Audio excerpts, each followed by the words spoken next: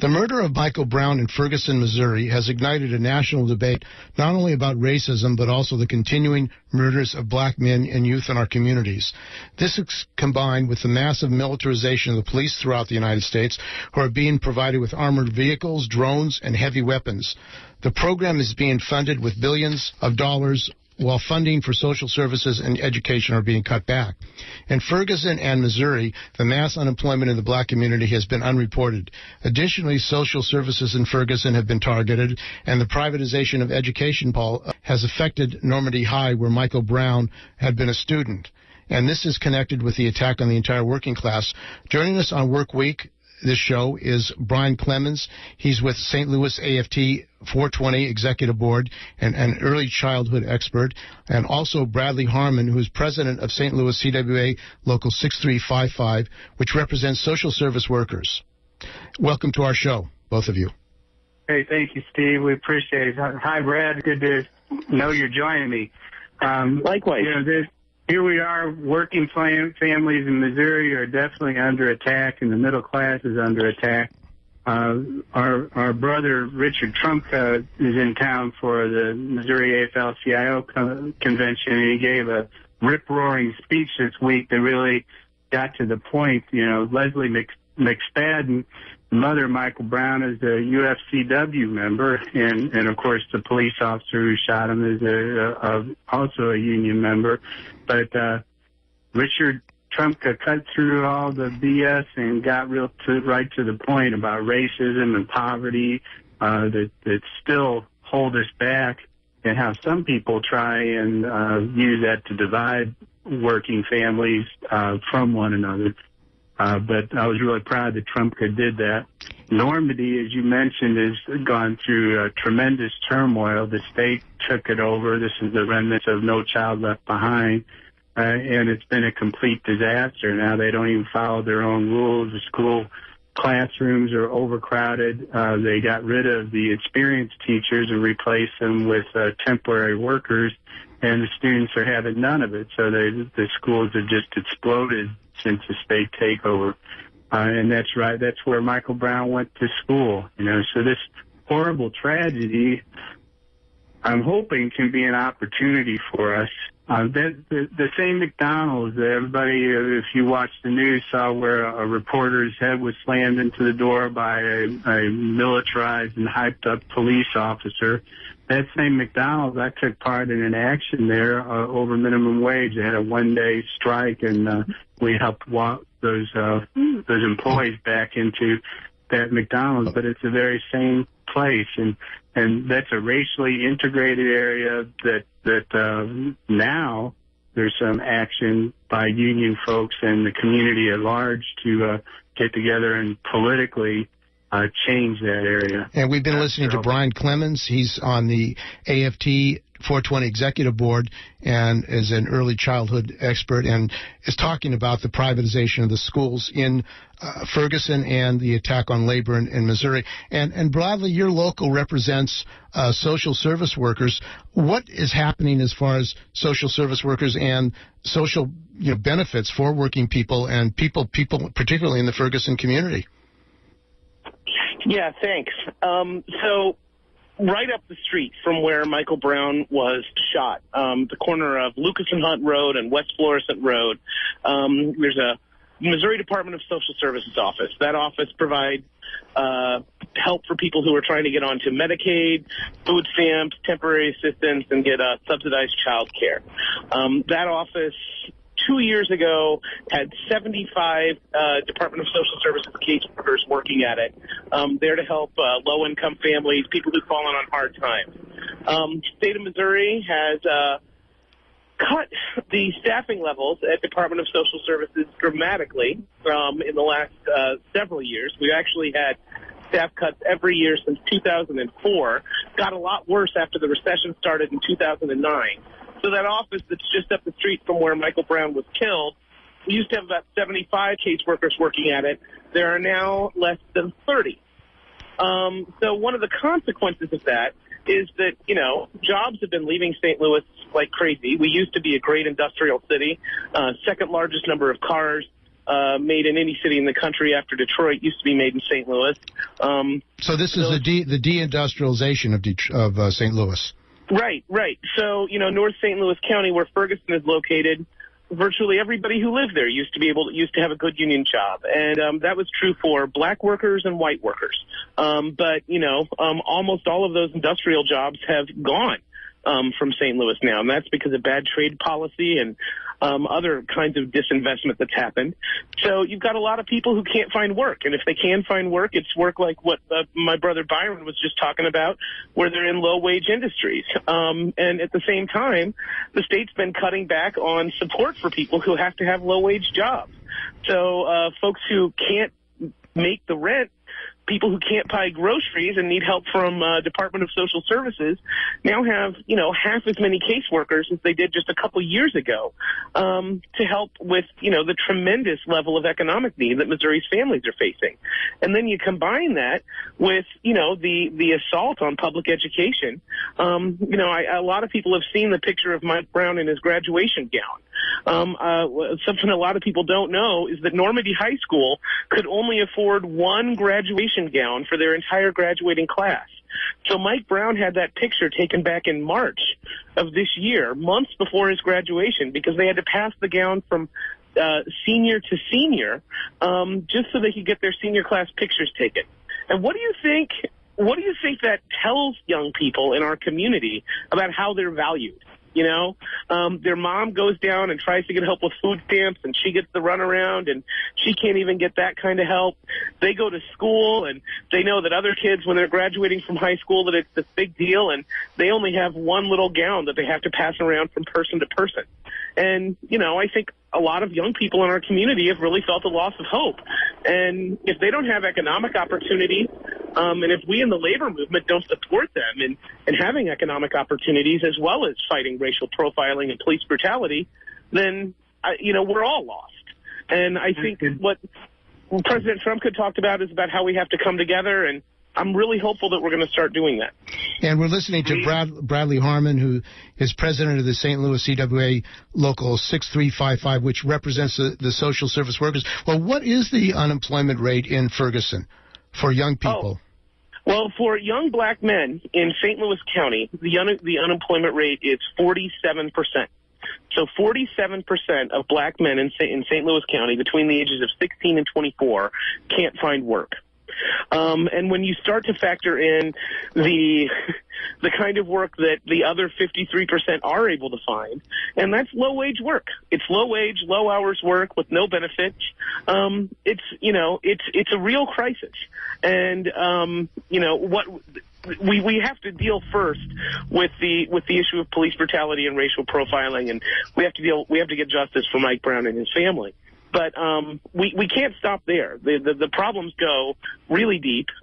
They're obviously not unique to St. Louis, but I think here in St. Louis they're especially acute. And if we don't wake up to that, I don't know what happens to us. Well, Byron, there have been protests there. And there's been a lot of witnesses who say that Michael Brown was basically murdered and then left on the pavement for like 4 hours. Yet there's been no arrest of the policemen who did that.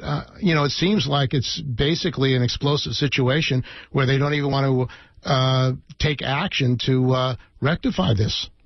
Well, on the front page of today's newspaper, they're talking about extending the grand jury until January. The grand jury meets in secret behind closed doors. There is no judge in the room. It's a prosecuting attorney who presents the evidence, and then the grand jury will decide whether or not to press charges and what those charges will be.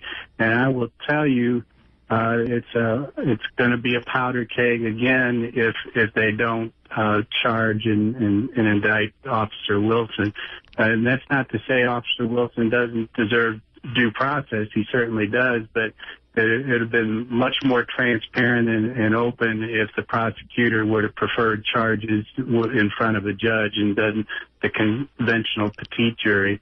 I also have to mention, the very issue you talked about, Deutsche Telekom. in Ferguson, there's Emerson Electric, which is a major employer in this area, but the CEO of that company, David Farr, wrote a commentary maybe a year ago about how he would prefer opening factories overseas than in America, because he didn't think American workers were productive enough. And, you know, we have a real issue with privatization, and a few CEOs and a guy named Rex Singfeld in our state, a multi-billionaire who really runs roughshod over the state legislature and politicians when we're trying to get relief and change things and not cut social workers and counselors and teachers and go to the lowest common denominator. You know, these same issues are happening across the country, but they've come to a head here. And I will say that unions, we're thinking differently than we ever have before. We're working together with the Gamaliel movement, which is a national clergy-oriented thing, but they're very good at bringing different folks together, and labor's at that table. So we're planning a big event on November 1st. But they just had an event recently. It was previously scheduled, and they do things like invite elected officials to it and say, are you going to expand Medicaid and put a microphone in front of them and say, no, I'm holding the microphone? The answer is yes or no. Are you going to help us with this and this timeline? That kind of activity. So all I'm trying to get to is that we're thinking outside of the box. It's not my dad's union. It's a little different. We're trying to work with all the folks who are supportive of working families and trying to work on issues like racism and police brutality and the militarization of the police department. Okay, we're speaking with Bryan Clemens. He's with the St. Louis Teachers Union 420, and Mark Elders is on, or Mark Essler, who is with the Coalition of Black Trade Unionists and also in the CWA Local. Welcome to the show, Mark. And I noticed you were marching in some of the marches. You had a banner up there. But are the unions really responding to this, not just the racism against the black community, but the fact that there's an economic depression there for working class youth, and they have no future, it seems, in St. Louis and many other cities around the country? Yeah, that's absolutely true. It has been known whenever there is a double-digit unemployment in the white community, is twice as much in the black community. So with a lot of the manufacturing base leaving out of St. Louis, I'm also a former UAW member. I used to work at the Chrysler plant in St. Louis, and we lost close to 6,000 jobs when those two plants had closed, and a couple of years before then, we lost a Ford plant in the St. Louis area.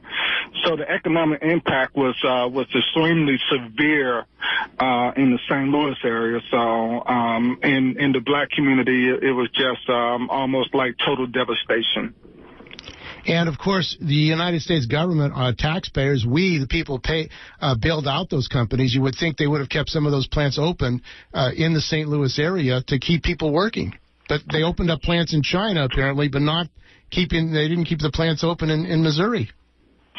Well, there was also a concerted effort by some of the national leaders in the UAW that was asking that, if our money was being used to bail out these corporations, that at least the government and the heads of those corporations will use our tax dollars to make sure that those jobs stay in the U.S. Not in North America, because when people say North America, that can include Canada and Mexico.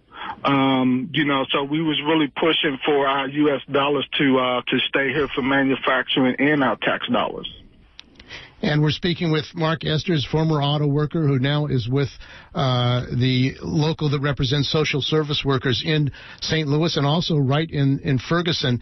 Now, I mean, it seems that the labor movement nationally is some of it is saying that this is a racist attack and we have to oppose militarization.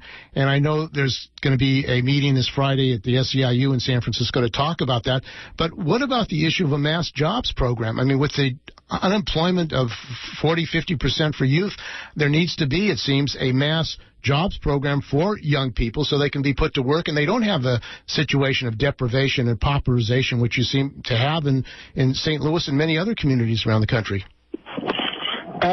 That's absolutely true. I believe there was a jobs bill that John Conyers from Michigan, the representative there, had put on the table back in 2009, 2010, and it went nowhere.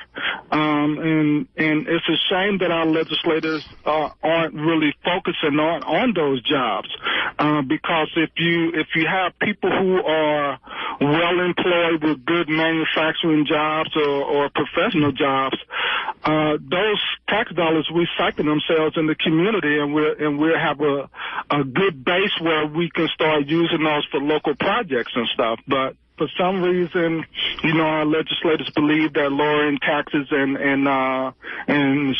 shipping jobs overseas is the best course of action for our nation. And history has shown that, those are the worst things that you can do.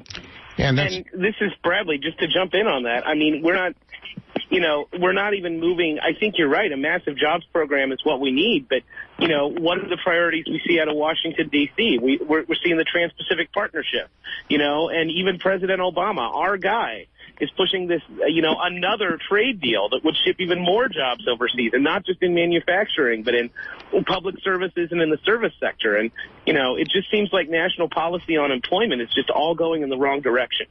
And the same thing, this is Byron, I got to jump in on our end of it. We also see job training and education is part of the issue. Not every kid's going to go to college, and we really should be, we cut back further and further on vocational tech, and that really, we know there are going to be HVAC jobs in the future. We know there are going to be electronics jobs in the future, and we should be training our students for those kind of jobs. Well, it seems like there are individual programs left in the St. Louis public schools, but there are no dedicated schools doing that kind of thing. So you're saying in the St. Louis area they're not even training young people for these vocational jobs? Not the way they should be. No. Yeah. Yeah, I mean, absolutely. The Coalition of Black Trade Unionists St. Louis chapter had put together a minority meeting with President Trump from the AFL-CIO, and we talked about that, where we need to be sending our young folks to these apprenticeship training programs and other types of work that we can do within our community. And Mr. Trump agreed to that we need to be creating these programs so that we can get people into some kind of skilled trade. The problem with that is some people say that, manufacturing isn't happening in our area, and so we can't get them into the trade program until that happens. But we can't wait to train individuals to do those jobs. We need to train them now with the expectation that we're going to have those jobs for the future, whether they're 3 months from now, 6 months from now, or whatever. And Bradley is right. I mean, we need to refocus some of our legislators and our president that this TPP is not the right legislation to be trying to push on our community. Okay, well, I want to thank all three of you for joining us from St. Louis, and I think we got a little better understanding of some of the conditions facing not only Michael Brown but millions of other people in Missouri. So thanks for joining us on WorkWeek Radio.